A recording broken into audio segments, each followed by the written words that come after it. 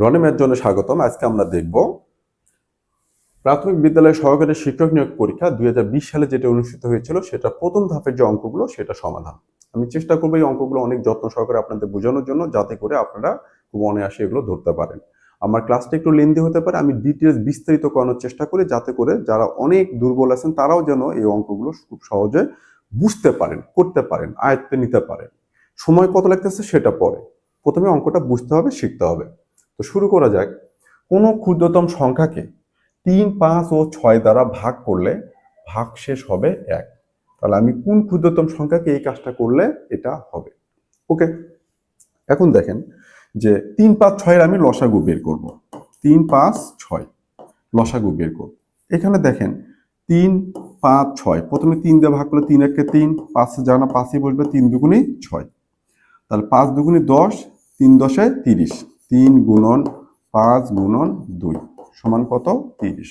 তাহলে আমার এই 30 হচ্ছে একটা ক্ষুদ্রতম সংখ্যা, যেই সংখ্যাটাকে 3, 5 ও 6 দ্বারা ভাগ করা যায়, নিঃশেষে ভাগ করা যায়।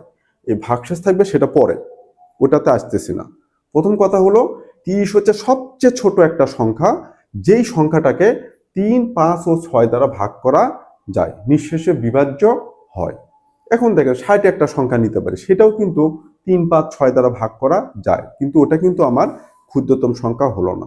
তাহলে এই ক্ষুদ্রতম সংখ্যা মানে হলো সবচেয়ে ছোট এমন একটা সংখ্যা নেব, সবচাইতে ছোট, যেই সংখ্যাটাকে 3, 5 ও 6 দ্বারা নিঃশেষে বিভাজ্য করা যায়।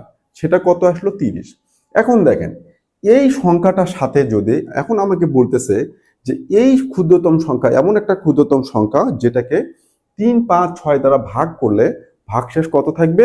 1 থাকবে। কিন্তু আমি দেখলাম এই 30 মানে হলো 3 দিয়ে 30কে নিঃশেষে বিভাজ্য করা যায়।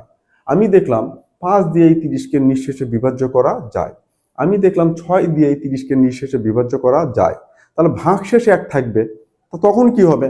তাহলে আমি 30-এর সাথে যদি 1 যোগ করে দেই, তাহলে কি হবে? 31 হবে।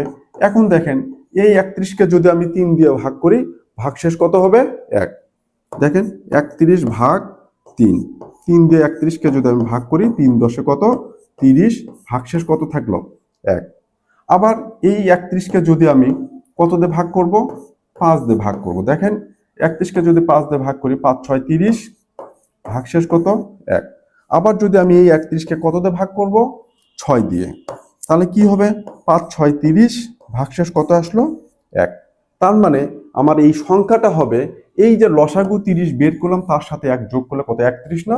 আমার সংখ্যাটা হবে 31। তো এই ক্ষেত্রে আমরা কি করব?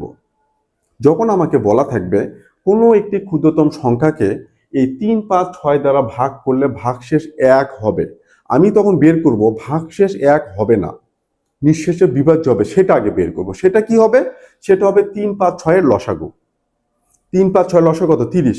তাহলে এই 30টা আমি কি বের করলাম? যে 3, 5, 6 দ্বারা নিঃশেষে বিভাজ্য হবে এইরকম একটা ক্ষুদ্রতম সংখ্যা, সবচেয়ে ছোট, যেটাকে আমরা কি বলি?